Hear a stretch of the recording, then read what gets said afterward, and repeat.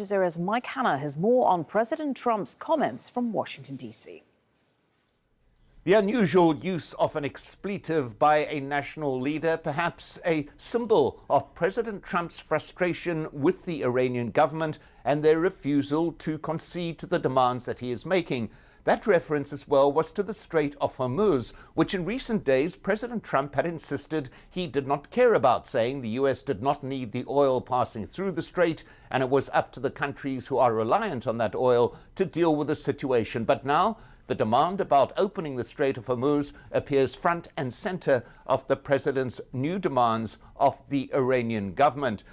President Trump threatening to, and I use his words, blowing everything and taking the oil if Iran does not meet his new deadline, which has now been set at 8 p.m. Eastern Time on Tuesday evening. He says in an earlier media post that Power Plant Day and Bridge Day all wrapped up on Tuesday. But on the other hand, in addition to these threats, President Trump is sending signals that there's some kind of negotiation process underway.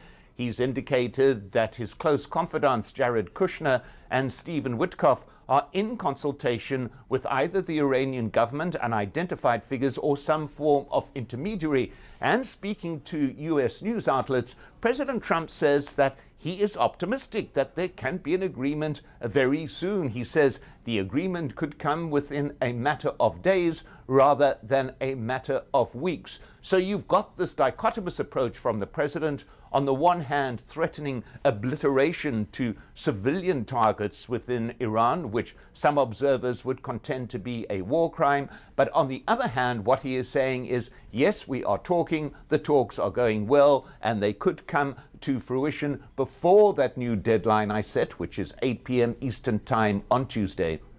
Mike Hanna, Al Jazeera, Washington.